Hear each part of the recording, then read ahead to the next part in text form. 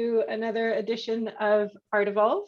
I am Annika Eriksson, founder and CEO of Artecheck, and with me today we have John Robinette, who is so kindly, graciously agreed to join us for today's Artevolve, and we are going to be talking about the role of bookend couriers in safeguarding artistic heritage. Important topic, timely topic, I think. And I think that we should start off by introducing John for any of you who may not already know all about John, which there might be a few. So John is the founder of JT Robinette Art and Artifacts Collections Management, and as well as being an experienced registrar, storage manager, and consultant with a history of working in the fine art industry. And since 2019, John has operated independently for museums, collectors, foundations, and is also the co-host of the monthly ARCS chat, #ARCSchat. So welcome. Thank you for joining us. How's it going? Thanks for having me. I appreciate the invite. Absolutely. And I think it would be great if you would kick us off by telling us a little bit more about yourself and your background. So yeah, I actually started way back and mostly as a researcher and art handler. And then when I moved to, and that was in Texas, and where I went to the University of Texas. And I eventually went to New York, where I am now, and decided to kind of pursue art handling as a side gig. And then eventually I got hired as a registrar and collections manager for the Patricia Phelps the Cisneros collection, which is a major collector with a Latin American focus. And then in 2019, after about 10 years with them, I branched out and started doing my own thing just in time to have the pandemic wreak havoc on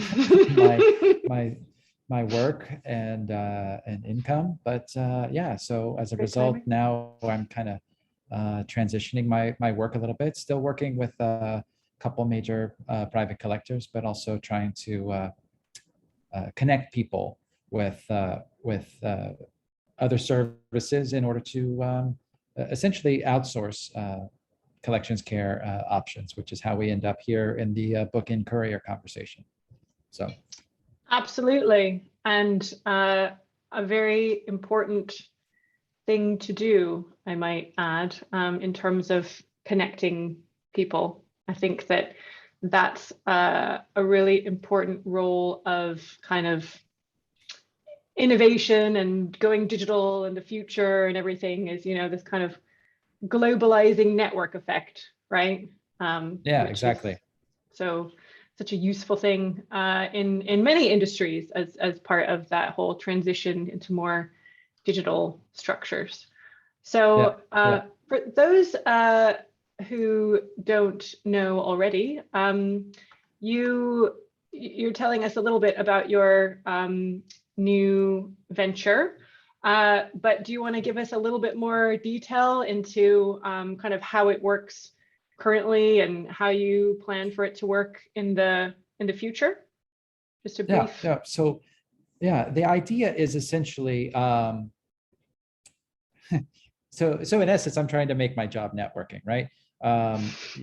I just like, I'm, you know, an extroverted collections manager, which is not always the case. And so I relate.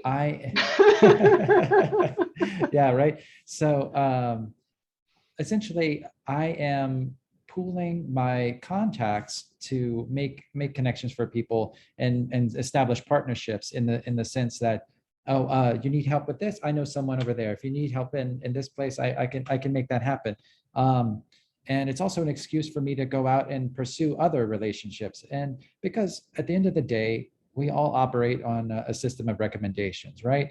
And that's I mean, it's about trust, and you trust people that you can recommend, And Mm. I'm hoping to establish, I'm hoping that people trust me enough to want to trust my judgment in order to hire out these things. But essentially, it's about creating a screening process for people that I may not already know or whose reputation may not precede them. I mean, look, there's plenty of collections managers in the United States that everyone knows, Mm. and plenty of institutions that everybody trusts already, and you trust their staff as a result. And but when it comes to working with other people, this is where you trust everyone else. So, for example, I have a history of working in Latin America because of my previous pedigree. Mhm. And I also know that there's a lot of very qualified people down there. And people have asked me about, is it okay to loan to this place? How is it working in this country? And as a result, I became someone that people trusted to have a dialogue about Latin America. So we're just trying to create these types of situations everywhere. And so look, I'm not going to know everything, but hopefully I can know someone within 1 or 2 degrees that does have the answer or a recommendation for staff to work in this country, this city, or that city. So that's the idea, making connections and establishing trust.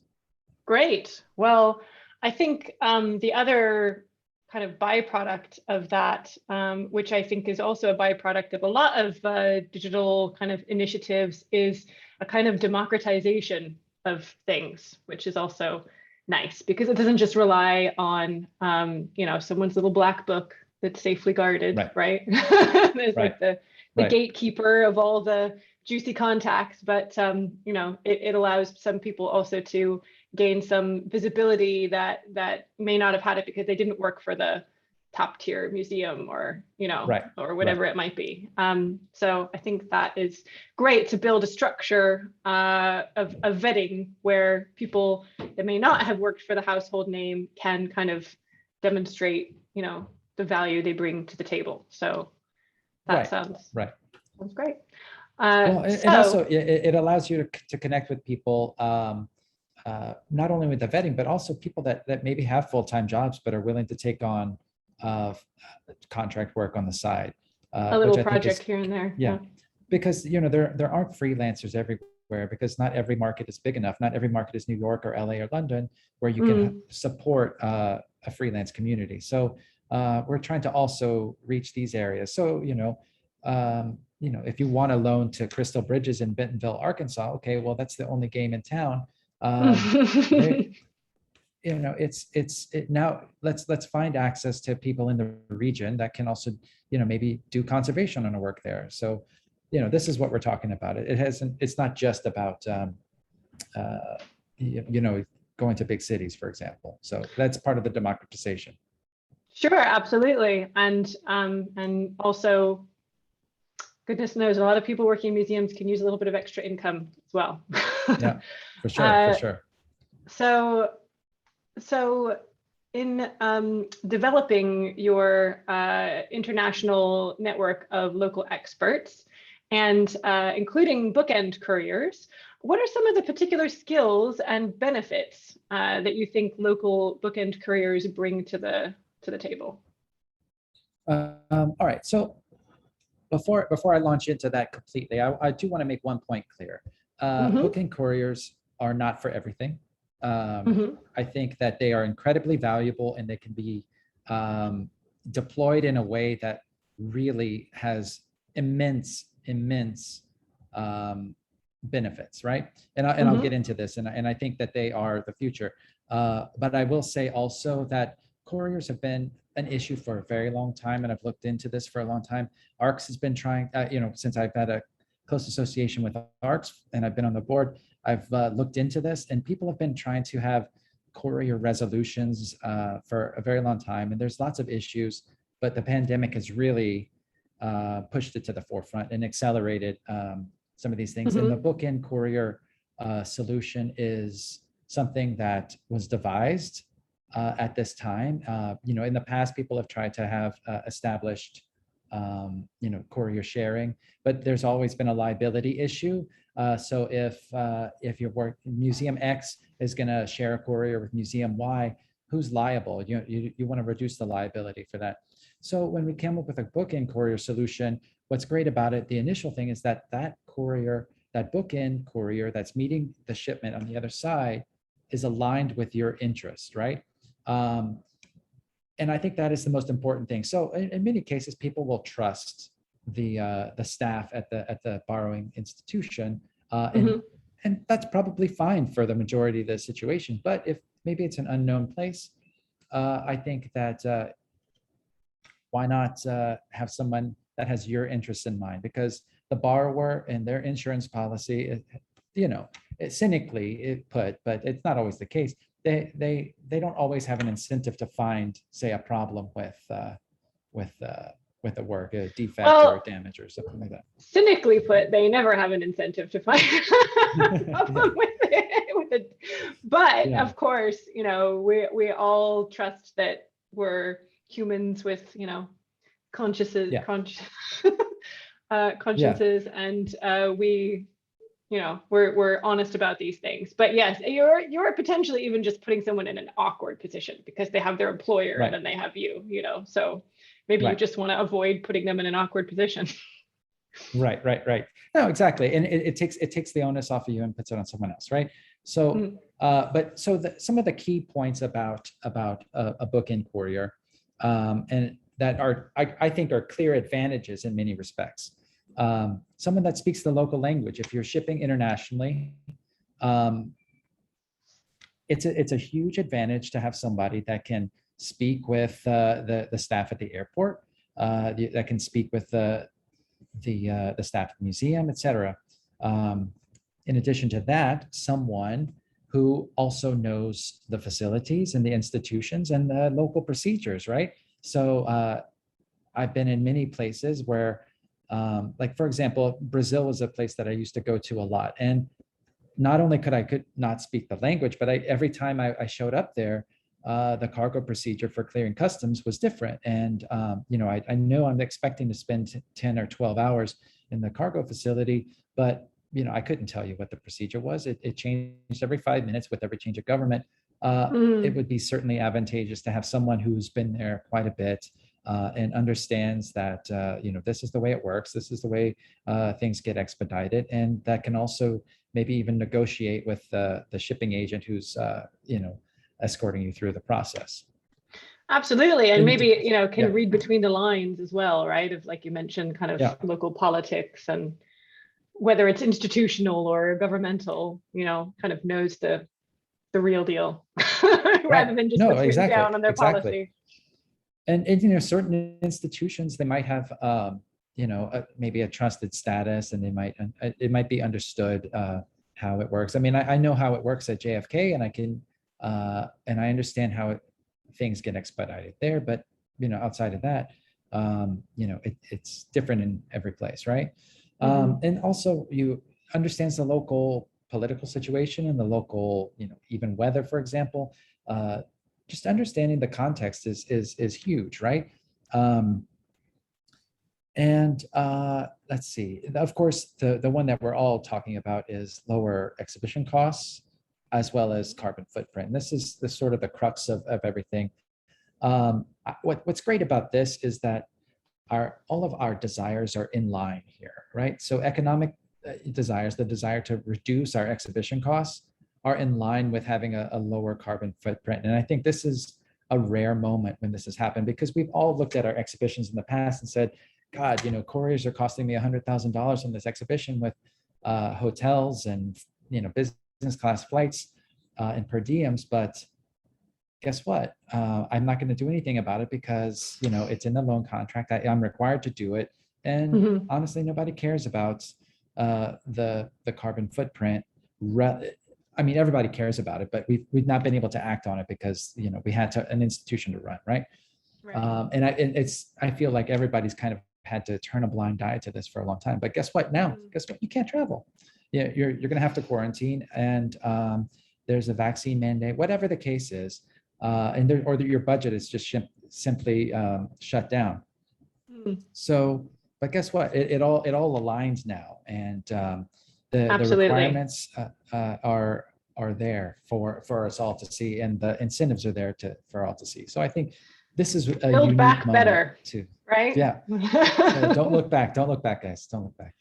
So Yeah, well, no, I totally agree. I think this is a really unique moment, and you know, the past is the past. It's we know that it's challenging to make changes that are more sustainable. We all, I think, just need to accept now, right, that we need to make transitions into more sustainable practices, right? It's like there's an emergency, we have to do it, and actually it's affecting collections in a long term much more drastically if we can't all get it together to do stuff than you know, short term stuff with not having a career at all would ever do. But it takes systems change. You know, people are always talking about systems change, right? And that's part of the problem, is that there's so many interconnected policies and procedures that make the whole thing such a challenge, like the lender contracts that you mentioned, right? So, you know, now is the time for us to address those lender agreements and lender contracts in various ways, and this being one of them, and relaxed climate control, you know, policies being another one. But you know, there's things that we absolutely can do, and you can start by your own loans out lender agreement contract, right, which you do have control over. yeah, for so sure.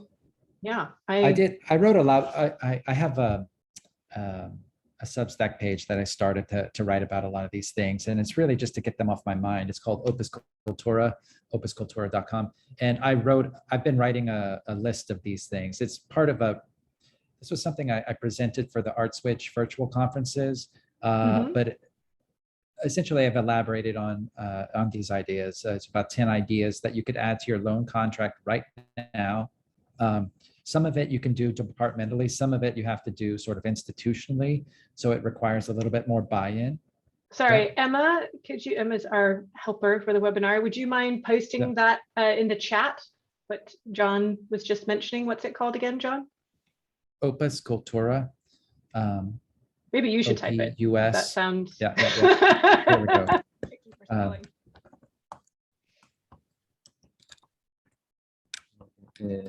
And yeah, so essentially, there's so much that we can do right now to make a big difference, to make an impact. And again, you know, like what if you're only bookending with couriers 50% of the stuff that you do? That's a huge impact, right?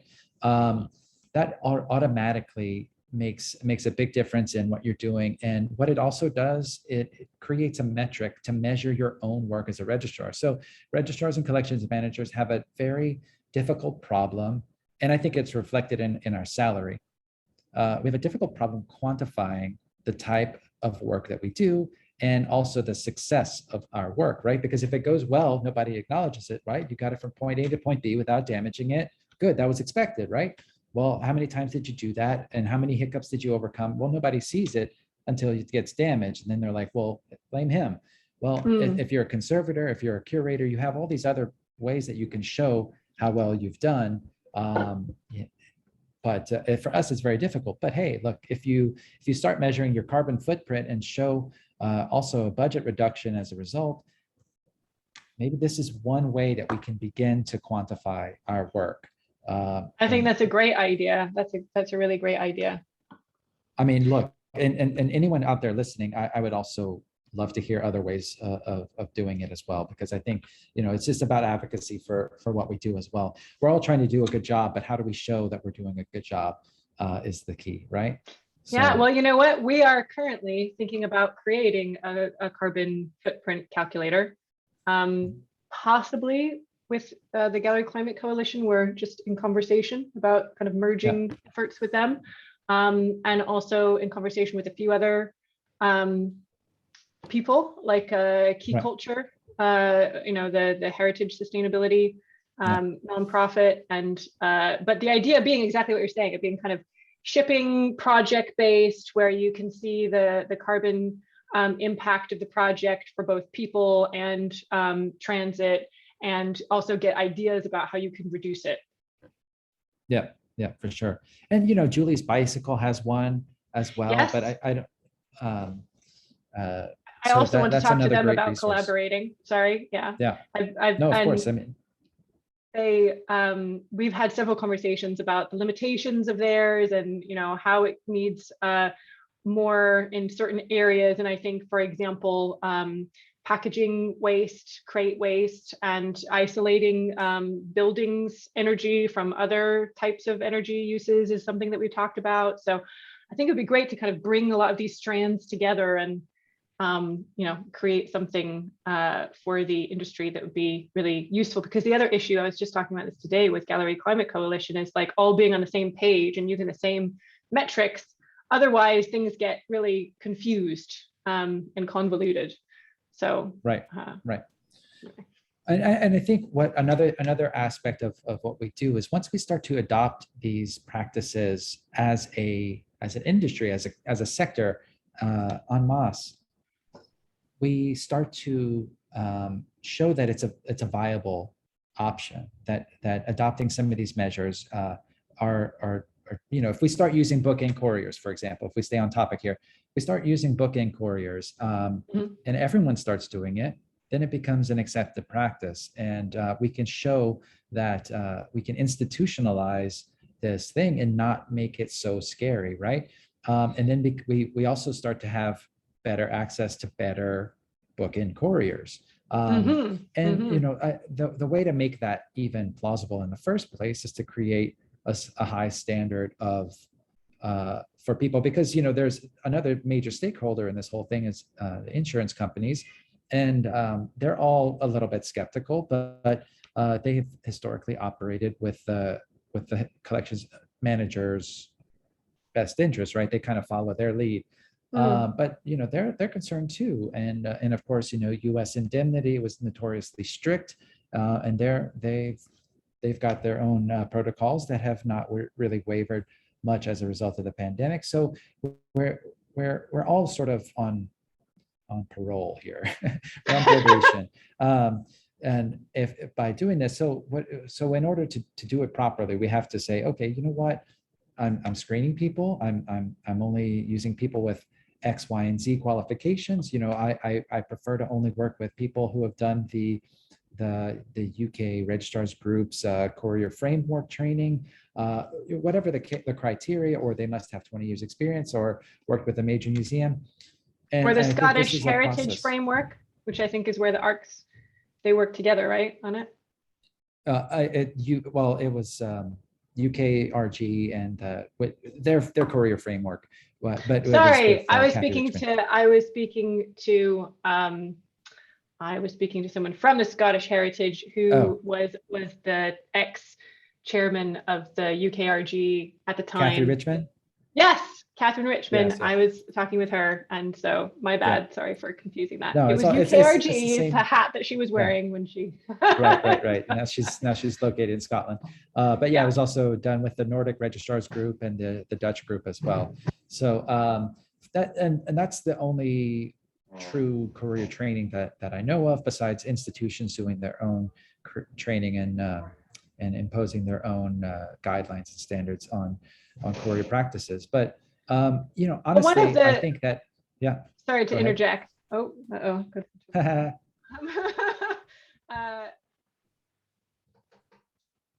The other thing I was going to say is about having even an increase in expertise, right? What if you're working on an exhibition that is specializing in some artist or movement, where you can actually hire someone who is an expert in that particular movement, which you as a museum professional may not be?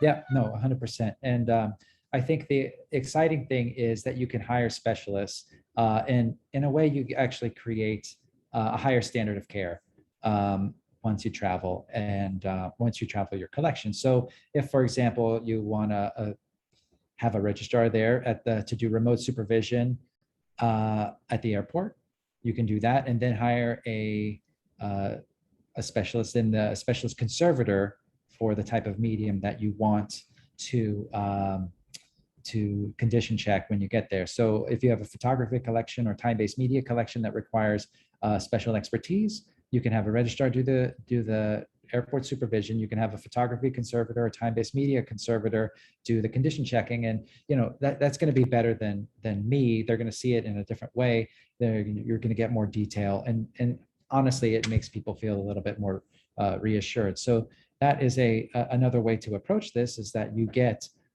more individualized and precise attendance to your objects. So, well, it might be in a way a kind of two birds, one stone situation, right? Where you get an expert to assess your work that you might not otherwise have the opportunity to get, right? So that might actually be, an added benefit that you wouldn't normally get in some situations.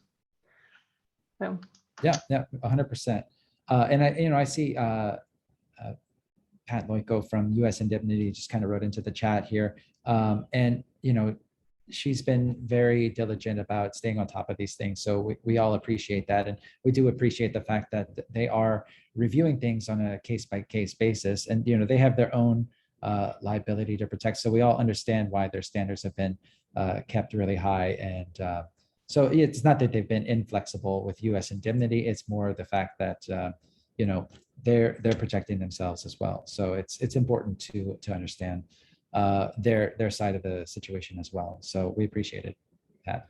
So. Sure, absolutely. Although I would make the point, this is a good moment to quote Chris Bentley from AXA XL Art when he said, "Insurers ultimately must surely support a shift to new, more sustainable practices, proactively and continually working to reduce risks associated with such changes so that they don't disincentivize behavior that will benefit the industry significantly in the long term by minimizing the huge potential damage done to all types of property in the event of significant climate change, including cultural property."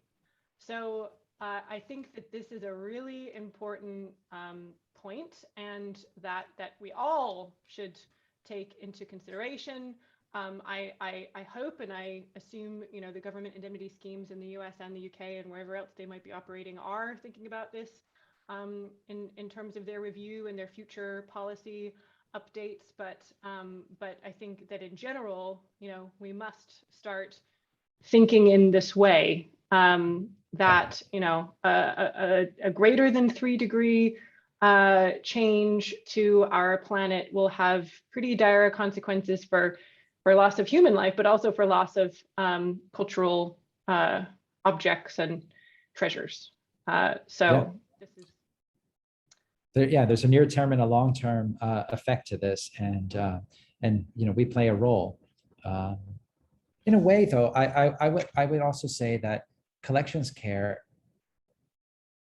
in the grand scheme of the mission of most of our institutions, if our mission is to protect objects of cultural heritage, in a way, the collections care should be the last thing that should be reducing its budget. We can, of course, reduce our budget, but we're the ones that have to take care of this stuff, right? And that's got to be funded more than say, upper administration, air travel in many ways. Of course, they have to bring in money for the institutions, et cetera, but we're not the only ones that should be bearing the burden of budget reductions in order to, and changing our practices, and working hard to change our practices in order to accommodate these needs.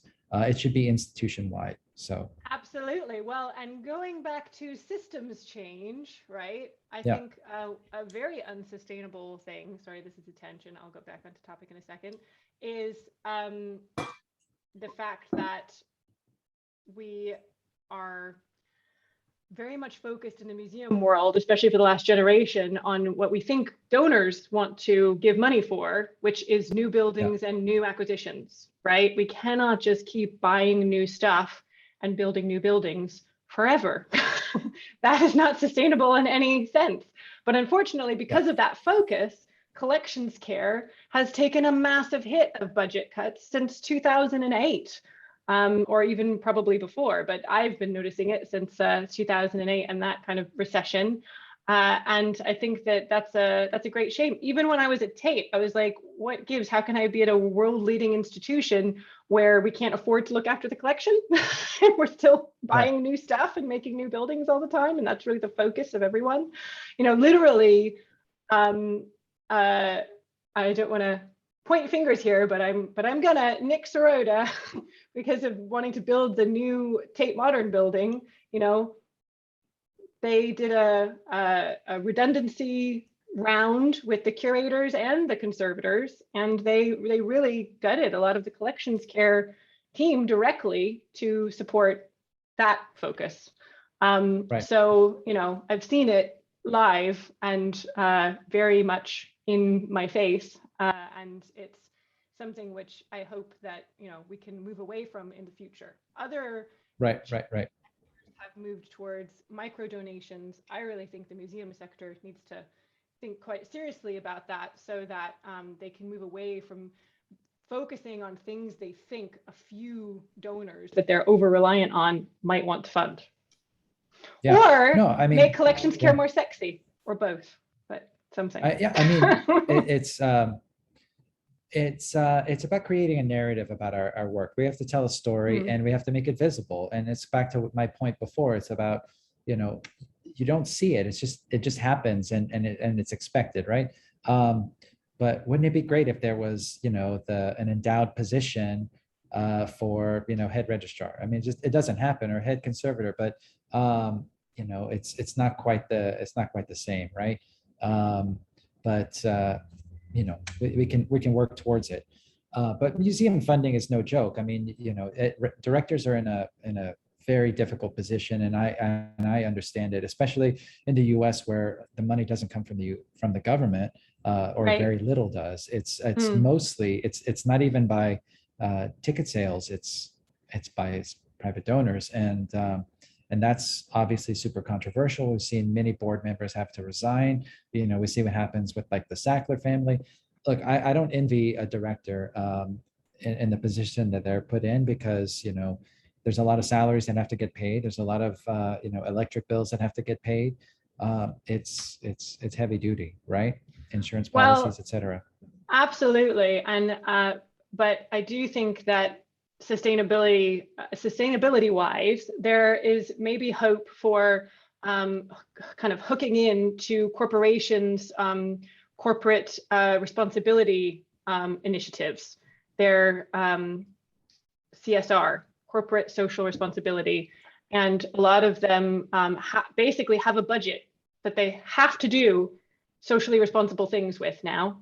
And so transitioning into more sustainable practices at museums is a great box ticking exercise for them to do that. Yeah. And so I'm actually in conversation with some various leaders, people that work with corporations for sustainable responsibility projects, and also that kind of consult with corporations and museums and, you know, sustainability leaders and stuff. So I'm hoping that we can get something moving around that, because I do think I totally agree. It's really difficult to deal with fundraising in museums, but that's the topic for another webinar. So sure. No, but local laws and local incentives will hopefully incentivize the use of newer technologies, whether it's you know, in order to, say, reduce the carbon footprint of an institution. And what I mean by that is, you know, every other week I get a notice in the mail about how to make my own house, you know, convert to solar. You get all these tax credits, for example. You know, maybe institutions can get that, because, you know, we're talking about Bookend Couriers and the carbon footprint of lending and courier travel, but that's not even the biggest culprit. Like, it's the building envelope, the HVAC climate control envelope, that is actually the biggest culprit. And I believe it's Julie's Bicycle has information to prove that, right? I know someone there's has lots of information to prove that. That is 100%. So also, Tate has published their thing that they worked with Julie's Bicycle on to produce a report on the subject, and there's various sources to look into this. But yes, that's definitely the case, and everyone should very much try and transition to more the relaxed green protocols, and we're actually currently seeking museums for a pilot project that we're doing with our partner Conserve and Key Culture, and also Samuel Anderson Architects, to create like a package for a pilot to adopt the green protocols in one gallery. So if anyone's interested, they should be in touch, but you're absolutely right. That's the biggest thing. Although staff travel Right. is pretty big. It's not Right. insignificant. Right. No, for sure, for sure. And but yeah, at the end of the day, I think we can make a big impact just by dipping our toe into book and courier practices. And I think that we already have a year and a half of data to show that it is plausible. And there's been some very significant exhibitions that have traveled this way, and I think we're starting to get more confidence. And also, there's more major institutions that are utilizing book-in couriers or even no courier type travel. So as their fundamental policy, and then they work backwards. It's like they assume that a shipment will not have a courier, but but they'll examine it case by case and see, okay, well, maybe this does require a courier because of specialized installation or whatever the case. So yeah, making that the default setting, yeah, and then you can of exactly. course upgrade on a case by case basis as needed, I think is a great policy. And I know I've actually heard that there's a lot of people concerned, I think especially I've heard this in Europe about if we start doing virtual courier, it'll be a slippery slope, and then pretty soon we'll turn around and we won't be able to send people for anything.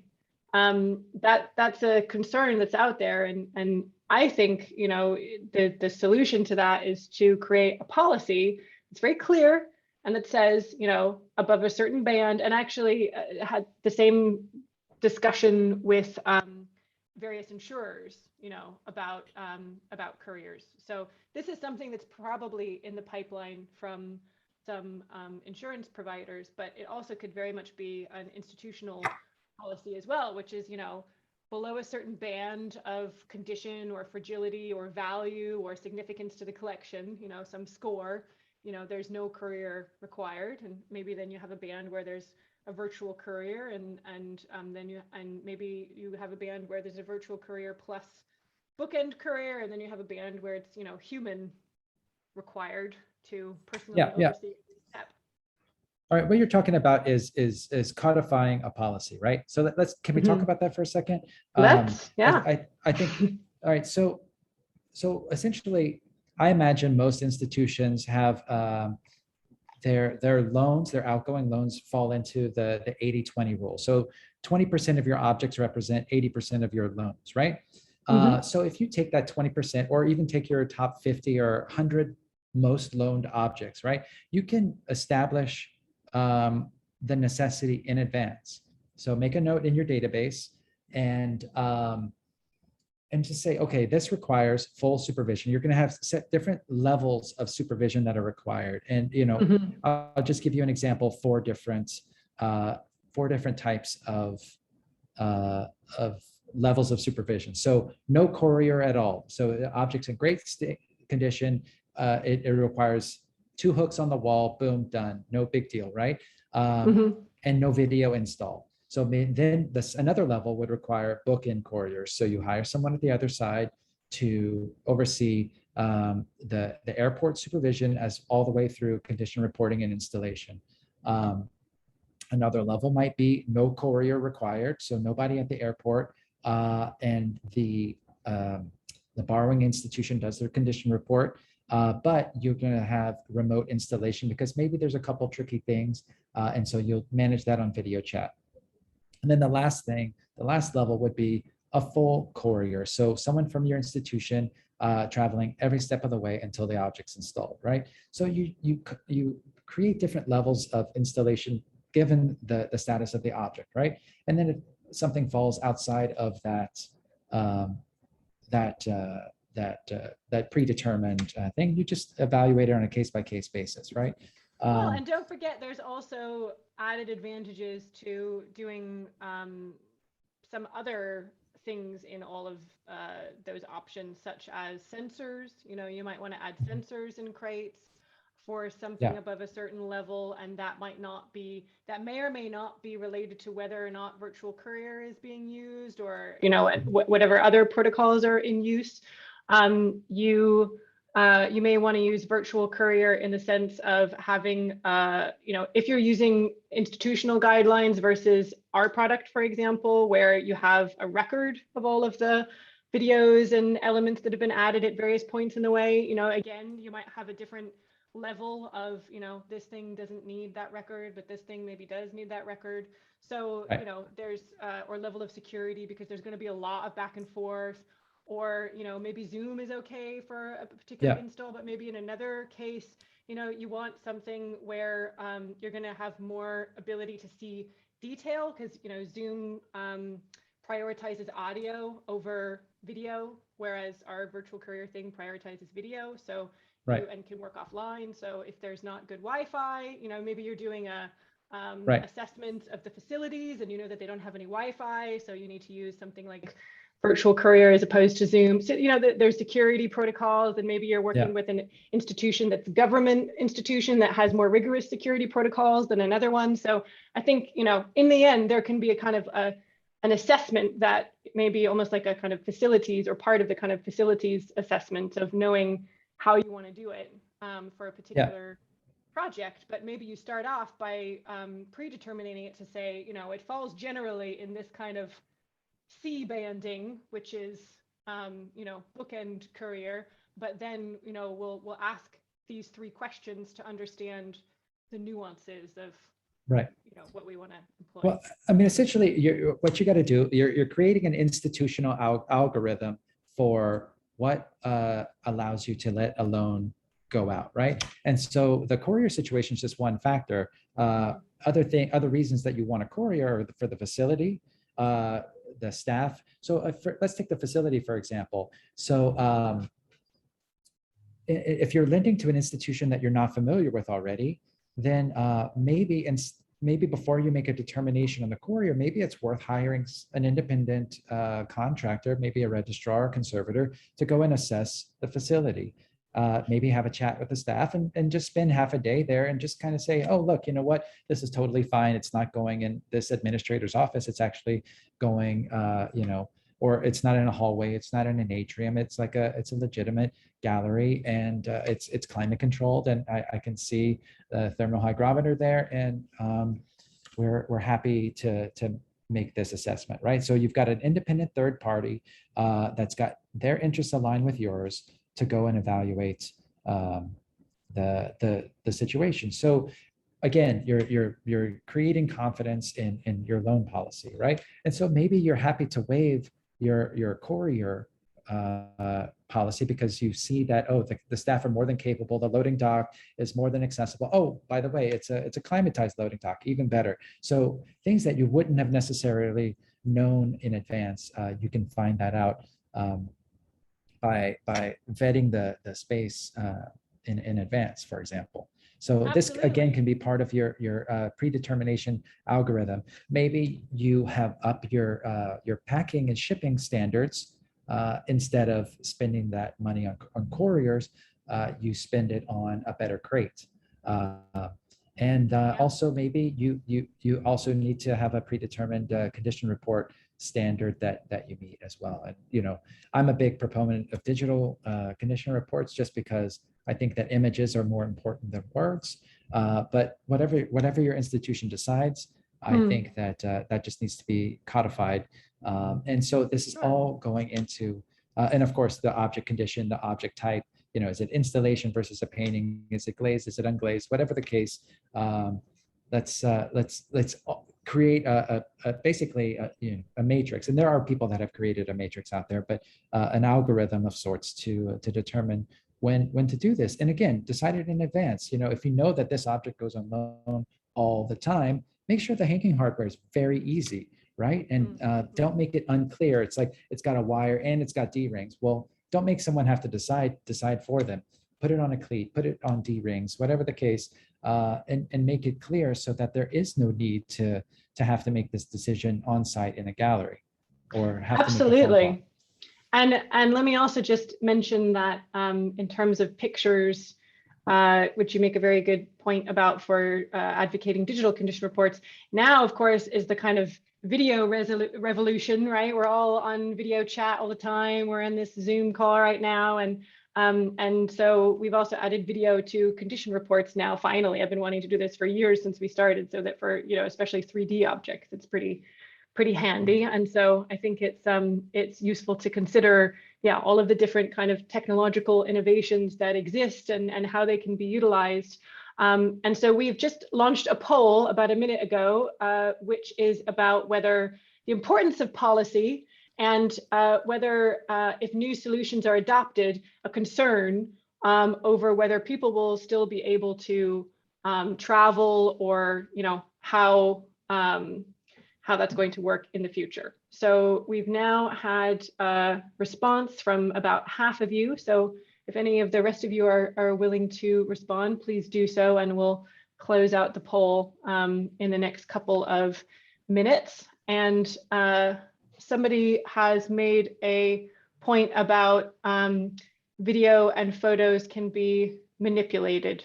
So so can text. I would say text could be misinterpreted. I was responsible for a loan that was going out for several years. It went to probably 10 venues, and the touring exhibition company took my outgoing condition reports and removed all the photos and just used the text of it. And it is incredibly aggravating because I couldn't monitor the progression of damage, and it was a very fragile collection, and so I couldn't actually assess the damage beforehand. So I ended up having to use my own reports, and we had to disregard the binders, my own digital reports. Let me bind you, and I had to disregard the 3 binders of condition reports because I couldn't see that the loss that was there originally had gotten worse. So I think that yes, images and video can be manipulated, but it's much more difficult and much more time consuming to do that than it is to misinterpret text. I mean, look, yeah, go ahead. I would just add that the kind of general de facto standard of people sharing condition reports generally is by PDF often. And we always used to think of PDFs as this like non-editable locked document, but it is no longer that. It's now really easy to open and edit PDFs. So that is something to, consider. In our system, we have ways and means of avoiding fraud because you can't, everything is uneditable. You can create a PDF export, which is what still a lot of people do, but I really discourage people to share it in that way via email, because it's also a big cybersecurity risk, because email is the most hacked into thing in the world. And that can also be the case if you've scanned a paper condition report, which you might think of as less, tamperable. I mean, it's tricky, isn't it? But I think that, to be honest, I feel that misinterpretation, as you have highlighted, John, is probably a much greater risk than manipulation generally. Yeah, I mean, everything's a trade-off. We're evaluating every situation in the same way that we evaluate the care of individual objects in a specific and individualized way as possible and as custom as possible. We have to evaluate every situation as custom as possible. We create procedures, but we have to be willing to be flexible, right? Regardless, I think that we do have to have at some point a blanket policy on things. So sure. So just to wrap up the policy poll, it looks like 45% of you thought no, this is not a concern about people being able, the slippery slope concern, and about 36% of you thought that it was a concern, and then 18% weren't sure. We also had a comment that I think poll answers will be affected by the level of authority collection staff within the authorization process have. Less cause for concern if collection staff are able to overwrite at any point if there are concerns about a specific collection and insist someone travels on that occasion. If it is a blanket policy and collection staff do not have the authority, then we could run into trouble. I think that is a very good point, Deborah Walton. Yeah, Uh, yeah, for sure. so we have a couple of other polls, and I want to just launch one before I forget, and we totally run out of time because it's getting to the end of our time here. And one is, have you used a bookend courier? So I'm launching that one now, just to see, just to gauge the room, because it will be interesting to see if anybody here has used one. And while that is going, I wanted to let's go back to our questions and see what else we have not covered yet. Carbon reduction stats. Have you got any stats on this, John? Shall I share some of our stats if not? I do have some. I do have some Okay, stats, which I think are important as a reference to understand the impact that even just the reduction of one flight would actually have, right? So, all right. So, as a reference, a flight from New York JFK to London Heathrow. So it takes about 5 hours, 5 to 6 hours. On economy class, that flight uses about 1,371 pounds of CO2. And that comes from ICAO.int. It's a division of the UN. So a round trip flight from New York to London uses 1,371 pounds of CO2, which is about 4% of the average American's annual consumption, which someone from the US averages about 16 tons of CO2 emissions a year. And that that goes, it almost doubles if you would put it in premium class to 2,742 pounds. So first class, business class, it almost doubles. Well, so I think your stats will look more impressive if you don't use, no offense, an American's average consumption. Oh, no, of course. But you compare it to a European's average consumption, because yeah, it's about five. Like, it's about 5 tons. So it's about 25%, 16 to 25%, depending on economy versus premium class. So it's a radical thing. So and that's not even a hugely long flight. So, and it's just one, right? Because you've got the install and the deinstall for every venue, and you've got every lender. So, multiply that by 50 or 100 potentially. No, of course. So. It's a massive impact. And you can see the data on average CO2 consumption per capita on ourworldindata.org. That's where I got this stuff. So thank you. And maybe Emma could put that link in the chat if she's able. And I will end the poll and report that 56% of those who answered have not used a bookend courier yet. 35% have, 9% are not sure. So that is interesting. How does that kind of jibe with what you thought, what you would think on average? I'm happy that many people have actually used it. I would love to hear if everyone felt okay about it, because what are your negative experiences? Because I think that again, in order for people to have buy-in on an institutional level, we have to show success and sort out the hiccups that have occurred along the way, right? Absolutely. I mean, it's a beginning, right? It's a new thing, and of course, it's going to evolve over time how everybody deals with these things. But I think the point is to make a start and trial it and evaluate it and see. I know that with a lot of museums, they it can take them a long time to make changes, as we all know. And but the first step is trying it and evaluating it and piloting it and then discussing it, because even if it takes a long time to make a policy around it, you can't make that policy if you don't know the details of it, right? So you might not be able to adopt an official policy immediately. If you're going to work towards that, you have to start by doing one project Yeah, for sure. No, we're dipping our toe into the water.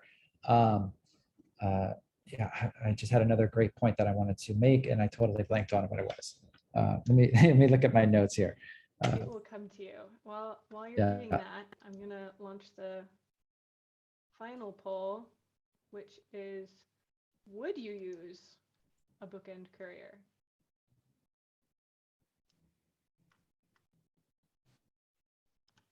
Could you? Would you? In a dish? I've got I've got green eggs and ham on the brain. Too much 5-year-old reading time. You might like green eggs and ham, people. If you tried it. So we also have an open question here from Elizabeth Denholm, which is, even if those different levels were assigned to objects, wouldn't it also depend on the facility report of the borrowing institution, not only the status of the object? And I think that is a very good point. yeah. And absolutely spot No. on.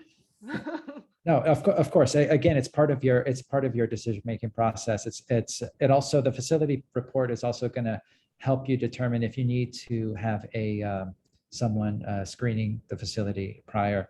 If you see something that makes you question whether you should do the loan because it's in the facility report, then of course you should hire a facility screener. I think once we start adopting these things, people like that do facility screening will become more specialized and more. So it will be part of the required skills of a bookend courier, for example. So once you if the same person that screened the facility could then go back as a bookend courier, they already know the lay of the land, they already understand the situation. Right. And so how does it work now? Right. So if you're like, oh, I've never lent to Budapest. I don't know if this is a good facility. I don't know anything about this museum. So what would you do? You would call your other colleagues and you would say, hey, if you lent here, what's the story? Or are they qualified or whatever? But you're not in a position to hire them. Right. So I think that this is another way that we're going to achieve those same results. It's through recommendations, but also through other professionals that work there. And so that facility screener may not even have to go there. You hire a bookend courier because they've already worked there, and they can tell you that the gallery is climatized, including the lobby, and there's not radical fluctuations in temperature and humidity there. Or vice versa, whatever the case is, and to ease your doubts. So point. Yeah, absolutely. So I'm just going to end the poll now. Anybody else who wants to answer, do so very quickly. Okay, and I'll share the results. So overwhelmingly, 85% of people who answered would like to try or are thinking of trying bookend courier on a future project. So that's great to hear. I mean, I guess we have a biased audience given the topic of this webinar, but still. Well, I imagine that most people are sort of, most of the collections care professionals are probably open to the idea. And on some level, they're trying to convince upper administration that it's doable. Or, I mean, conversely, they could be in a position where their budget has been slashed and they're just trying to figure out how to deal with this situation in the most responsible way in order to work within my new budget criteria. So I think, let me just say, I think it was also a really great suggestion of yours that, maybe you could take the budget that you would spend on a courier and spend it somewhere else that you want to spend budget that you're currently struggling to do so with. Right. Maybe you have these kind of aims as an institution and you're struggling to meet some of those aims. For example, maybe you're trying to use reusable crates more. And so you're thinking, okay, like you said, maybe you can get a crate instead of sending that courier for a Right. project. And For sure. No, crates are something that should ultimately, like, I think the goal of our crate system, and let me back up. So uh, I was involved with For the Love of Art, which was a webinar series that was put on that started by the pandemic, mostly by shippers and a group of international shippers. And I was polling them. So this is of course very unofficial, but just asking them, from Europe to the US to Japan, like of what percentage of the stuff that you ship is two-dimensional that just hangs on the wall. And depending on where they are in the year, for example, Italy has a lot more sculpture because of the antiquities than say the United States. But by and large, from 60 to 90% of what they're shipping is two-dimensional that goes on the wall. So now, granted, there's some oversized things that maybe don't fall into this category, but not coincidentally, that's where our reusable crate manufacturers have concentrated their efforts, right? So if you're talking about things that are shipping to art fairs, or just museum loans, that's going to fall into that category. So say conservatively half of what we ship could fall into that category. So that means that half of what we ship can also go into a crate that we don't have to own, right? So now it's functioning like a bike share program in a major city. And this is ultimately what we want. Don't have to own the crate. We don't have to even worry about storing it during the duration of the exhibition. We're renting it for a short period of time while it's in transit, a few days, a week maybe. So that's ultimately what we want. And so again, reducing costs, reducing environmental impact, and in a way, potentially even bettering the care. Now, I know the concerns about rental crates and short-term crates, whether it's you're paying for extra volume, but again, the hope is that these things are extra volume or weight, for example. But hopefully these things come out in the wash with all the reduction in other expenses. And I'm sure someone from Turtle or Rockbox can ease your doubts on those situations. But yeah, well, I think it makes perfect sense. There's various aspects, and there's also innovations that are happening right now. So I would say contact those companies if you have concerns and tell them what they are so that they can help you solve them. Because the worst thing is for innovators to, be in the situation where there's not a dialogue with the community base that they're trying to serve, right? And if people say, sometimes I talk to people and it's like years after they decided not to go with Artecheck, and I'm just, I bump into them or something, and I'm like, oh, why did you decide not? And they tell me, oh, well, because X, this thing, and I'll say, well, actually, either we've changed that and now we have that thing, or actually we had that thing all along and you didn't realize, or whatever it might be.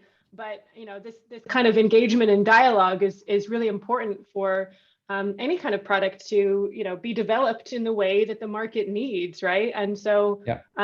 For example, I know that Rockbox is coming out in a couple of months with a crate which is 100% recyclable and domestic recycling, which is pretty cool. But I think it's not climate controlled. So again, right. It's like, how important is that? Is it important for every right. shipment? Maybe not. Maybe so. Right. This is, these are things we need to think about. Right. I got No, a message that my sound is messed up. Can you hear me okay? I hear you, but sometimes it's loud, sometimes it's not. Sorry, maybe my headphones is acting up. I'll take it off. But I think what you're pointing at is because the more we use it, the better these things get. And that applies to bookend couriers. So the more we use bookend couriers, the better the qualifications and the availability of qualified people get. The more we use reusable crates, the better the technology gets, and the more it works in the way that reduces our costs and betters the efficiency of everything. So like the bike share program that I talk about. So it is important to show demand there, because businesses are going to react to where demand is. They want to go where the money is, but also it's also going to reduce the cost even more, right? So to rent a crate, if once there's more competitors than just Rockbox and Turtle, and look, I know Housing Comp is a version, SIT is a version, whatever. The more that there are options, the more competition there is, the better the quality and the lower the cost. So if we're just going to influence things by money, again, economic eclipse, that's what I call it, economic eclipse, the alignment of economics and sustainability, and that's what we're gunning for. This is the moment. We've all been waiting for this, and we have to take advantage of it before people go back to old ways and we allow, bad habits to resume. So absolutely, no, I agree 100%. So I think we have a question, and then we might want to stop it there because we are slightly over time. So let's see. I believe that aside from the cost and carbon footprint and the potential improvement, also the potential improvement of the quality of the condition check should be emphasized. I'm looking forward to work with Virtual Courier. Great. Yeah. No, it's exactly the point. It's like whether you're using Virtual Courier, Artwise, or some other sort of checkpoint thing, you're using trackers in your crates. All of these things are additional information. They're not substitutes. It helps you better manage the situation that already existed, and it's only enhanced by having a courier, bookend courier, or whatever the other situation you want to impose on the loan. So I think that, and then of course, like I said before, if you allow ourselves to specialize with somebody, specialize a condition check with a conservator or someone with specialized experience with that type of object, I think, the standard of care goes up immediately. So absolutely, and also the documentation, which I think is what Stin Leonard, sorry, I'm really butchering that pronunciation, is alluding to. And I will also say, since you mentioned insurers before, that when I showed our Virtual Courier product, demonstrated it for a major insurance provider, their response was, "This is like gold dust for us." So I think that they're actually very pro, because at the end of the day, they have additional data points that they didn't have before. And of course, they want to trust the museum in terms of whatever they think is like the best procedure or guidelines for the best care for the work. But when it comes to data points that they can actually harness and utilize, they are all for that. So anyway, sure. I think we should probably wrap up there, unless you have a final word of wisdom, John, that you want to share? Words of wisdom, no. I mean, we didn't even get to carbon offsets, but it's another discussion. But you know what? We should have a discussion that is dedicated to that. I have been thinking and talking a lot about carbon offsets lately. Right. And my personal idea is to make the offsets relevant to the art world by using them to support museums, to sponsor them to transition to more sustainable practices, particularly with buildings. So that's my thing on it. But I definitely can we start a fund? Can we start that's exactly what I'm talking about. I want to start a fund. Yeah. I want to do it as attached to my carbon footprint calculator, I'm hoping. And you know what we're going to do with that? We're going to sell NFTs related to it to also fund it. So and then exactly. And then we'll get rich and we'll get sustainable. No. It's going to go back into the cultural sector. We're going to plant trees with that money. Exactly. Well, so I'm being asked to mention next week's special webinar, which is making art fair shipping sustainable. So if anybody would like to join us for that, it's going to be focused on using more sea freight. So if anyone wants to learn about that, that's going to be the topic of conversation next week on the 28th with insurance specialist Chris Bentley from AXA Excel Art and Simon Hornby from Crozier, and also Dax and a special guest artist and myself. And so please join us for that. I also, Emma wants to say people will be able to sign up from tomorrow for that. So we'll send a special blast around that. And we also have a comment from Heidi Taylor. We have used sense-aware trackers with mixed results. The environmental reports are excellent along with the shock watch, but their GPS tracking is off by half a mile to a mile. So there you have it. We have been working on a partnership with Hanha and their Parcel Live product. But I know that there's also other products out there. For the buildings thing, we're working with Conserve and their sensor product. So again, sensors is another example, right, of things where we have to work with them and try them and give, you know, feedback, and things will get better. I mean, if you tell SenseAware, if enough people tell SenseAware, I'm sure it will become more accurate. Anyway, thank you so much, everyone, for joining us this evening. And I hope to see you next time. We are recording this, and we will be sharing that recording with you. And I guess we'll be sending the invite for next week's, because it's at a special day on Tuesday. And so keep an eye out for that. Thank you and good night. Yeah, thanks everybody. Appreciate it. Thank you. Bye.